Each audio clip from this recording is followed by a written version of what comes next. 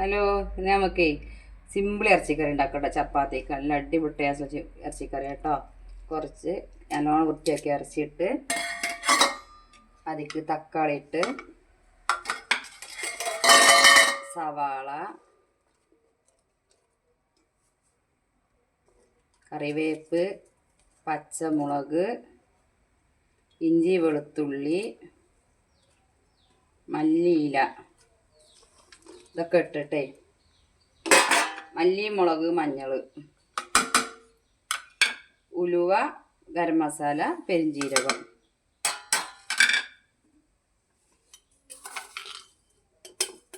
കുറച്ച് ഉപ്പ് കേട്ടോ, കുറച്ച് വെളിച്ചെണ്ണ,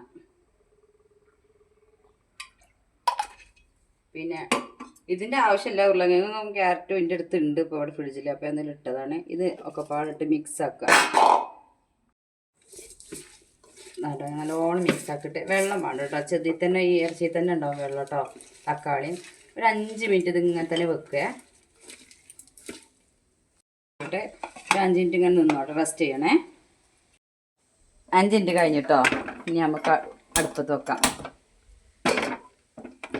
ആദ്യം നമ്മൾ ചെറിയ തീയിൽ കുറച്ച് 5 മിനിറ്റ് ചെറിയ തീയിലാക്കുക.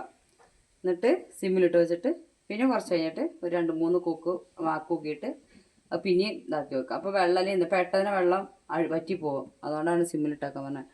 പിന്നെ 4 കൂക്കി കഴിഞ്ഞാൽ ഓഫാക്കിയിടുക. പിന്നെ തുറന്ന് നോക്കുമ്പോൾ അടിപൊളി ടേസ്റ്റുള്ളൊരു കറിയാവും. അതൊക്കെ നമ്മളെ കറി റെഡി ആക്കണേ. കുറച്ച് ആവിയൊക്കെ പോയിട്ടാണ് എടുക്കണത് കേട്ടോ. കേട്ടോ, സൂപ്പറായി. നമ്മളെ ചപ്പാത്തിക്ക് ഇത് കട കാണിച്ചെടുത്താൽ നല്ല അടിപൊളിയായിട്ടോ. കറി നല്ല സിമ്പിൾ കറിയാണ്, ഉണ്ടാക്കാൻ എളുപ്പമാണ്, നല്ല ടേസ്റ്റിയാണ് കേട്ടോ.